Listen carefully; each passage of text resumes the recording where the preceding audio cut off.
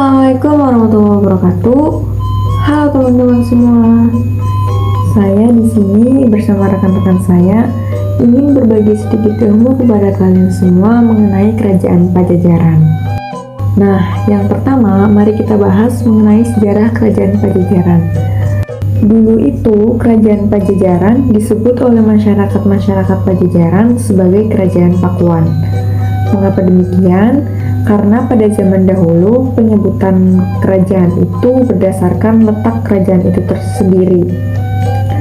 Nah, karena dulu Kerajaan Pajajaran terletak atau dinobatkan sebagai ibu kota Pakuan, maka Kerajaan Pajajaran disebut dengan Kerajaan Pakuan. Namun saat ini, Kerajaan Pajajaran sering disebut oleh masyarakat banyak sebagai Kerajaan Sunda. Letak kerajaan itu sendiri terletak di kawasan Jawa Barat, tepatnya di kota Bogor. Nah, kenapa sih orang-orang bisa mengetahui adanya Kerajaan Pajajaran? Itu karena ditemukannya sebuah prasasti di Sukabumi yang bernama Prasasti Sanghyang. Prasasti tersebut berisi mengenai berdirinya Kerajaan Pajajaran pada tahun 923 oleh Srijaya Bupati. Demikian penjelasan dari saya. Selanjutnya akan dijelaskan oleh rekan saya. Terima kasih. Pemimpin Kerajaan Pajajaran. Pemimpin Kerajaan Pajajaran terdiri dari 1. Raja Sri Baduga Maharaja. Raja ini merupakan raja pertama kali di Kerajaan Pajajaran. Memimpin pada tahun 1482 sampai 1521. Yang kedua, ada Raja Surawisesa dari tahun 1521 sampai 1535. Yang ketiga, ada Ratu Dewata dari tahun 1535 sampai 1543. Yang keempat, ada Ratu Sakti dari tahun 1543 sampai 1551. Yang kelima, ada Ratu Nilakendra dari tahun 1551 sampai 1567. Selanjutnya, ada kehidupan masyarakat Pajajaran. Pada saat itu, ada beberapa masyarakat Pajajaran yang memeluk agama Islam. Kehidupan ekonomi masyarakat Pajajaran bertumpu atau bergantung pada sektor pertanian, pelayaran, dan perdagangan.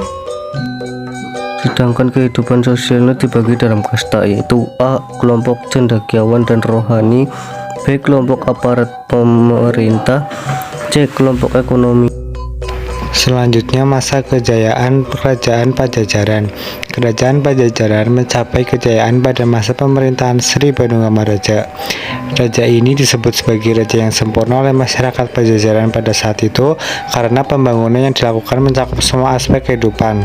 Di antaranya yaitu 1. Membuat telaga besar bernama Maharina Wijaya. Yang kedua, membuat jalan menuju ibu kota Pakuan dan Wonogiri. Yang ketiga, memperteguh pertahanan. Masa keruntuhan. Kerajaan Pajajaran runtuh pada tahun 1579 karena serangan dari kerajaan Sunda lainnya, yaitu Kesultanan Banten. Berakhirnya masa kejayaan ini ditandai dengan diboyongnya Palangka Sri Manciwacana dari Pakuan Pajajaran ke Keraton Surawosan Banten oleh pasukan Maulana Yusuf.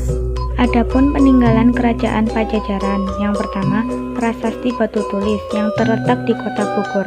Prasasti ini merupakan peninggalan dari Kerajaan Galuh Pakuan atau Pakuan Pajajaran. Yang kedua, Prasasti Sakyan Tapak yang terletak di Sukabumi.